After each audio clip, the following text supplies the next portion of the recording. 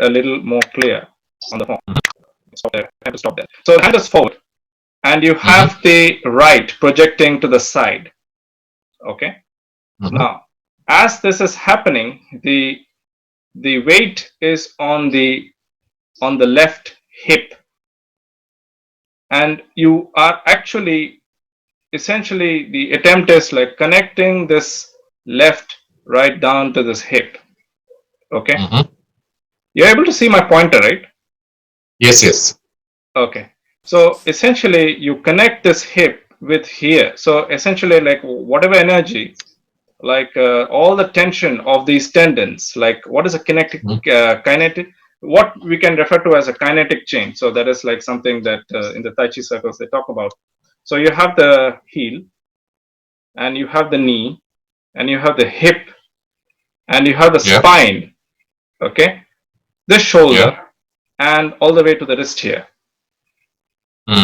Okay. Now you have to soften your joints to kind of like it is like more of a honing. You're honing the connection from this wrist all the way to this hip here, all the way to the heel down. And the knee is we want from to take the left knee away from the picture. Sorry, Kaustubh. So it's from the left hip going to the right wrist. Correct. Okay. Left hip going to the right wrist, and for this hip to be stable, it has to connect to the heel. Correct. Okay. So we want to get we should not load the knee. The knee shouldn't get loaded here. Okay. It is like the spring.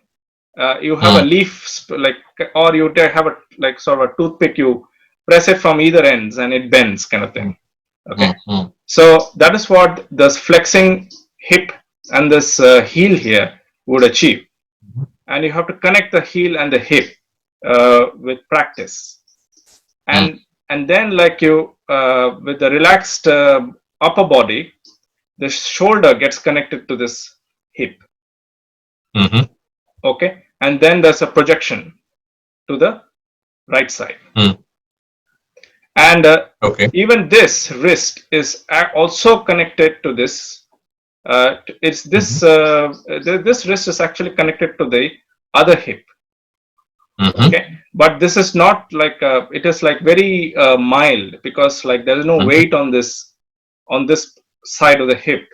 Most of the weight is on this side of the hip. So this is a very like say you can say this is here in this form. This is the dominant, and this is also there, but this is like sort of a little relatively more passive. Okay, but as soon as the what happens is now here in this case there is actually a pressure building up from this side of the hip that gets projected out. Now you have sort of relaxed the shoulder, and this is just sympathetically there. It is not really connected. Most of the connection will happen from this right hip, okay, onto the left wrist. Okay, so it's a clearing, it's a forceful movement, like a sort of a surge where you connect with the back leg. Okay, and so that like this clearing action happens. Now everything is relaxed. Okay, you try to get a balance so that the weight is more or less on this side of the hip. And you center. Okay, weight is still on that hip. Like position will just, there'll be a slight rise. There won't be any lateral movement here. It'll be a straight movement up.